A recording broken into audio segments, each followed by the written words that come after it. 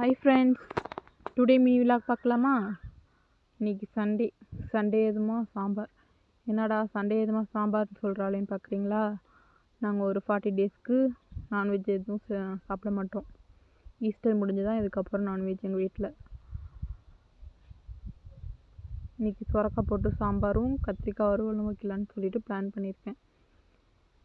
இன்றைக்கி என்ன சொல்கிறதுனே தெரில. எதையாச்சும் பண்ணி வாழ்க்கையில் முன்னேறலாம் அப்படின்னு சொல்லிட்டு பார்த்தாக்கா, காலையில் எழுந்ததுலேருந்து வீடியோ எடுத்து எடிட் பண்ணி வாய்ஸ் ஓவர் கொடுக்கலான்னு பார்க்குறப்ப எப்படி டிலீட் ஆனிச்சுன்னே தெரியல, டிலீட் ஆயிடுச்சு. சரி, போனதான் போச்சு, இதுக்கப்புறமாச்சும் வீடியோ எடுத்து நம்ம அப்லோட் பண்ணுவோம் அப்படின்னு சொல்லிட்டு தான் இந்த வீடியோ எடுக்கிறேன். பார்த்தீங்களா சுரக்காய் எவ்வளோ பெருசாக இருக்குன்னு? இது வீட்டிலையே விளைஞ்ச சுரக்காய். எங்கள் வீட்டில் இல்லை, எங்கள் கொழுந்தனார் வீட்டில். சாம்பார் வைக்கலான்னு சொல்லிட்டு தான் இப்போ பருப்பு வேக வச்சிட்ருக்கேன்.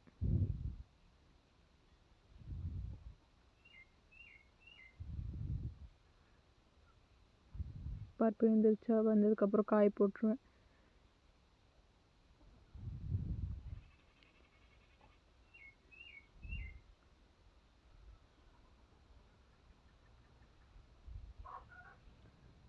எத்தனை பேர் வீட்டிலலாம் சாம்பாருக்கு தேங்காய் ஊற்றுவீங்க அப்படின்னு சொல்லிட்டு கமெண்ட் பண்ணுங்கள்.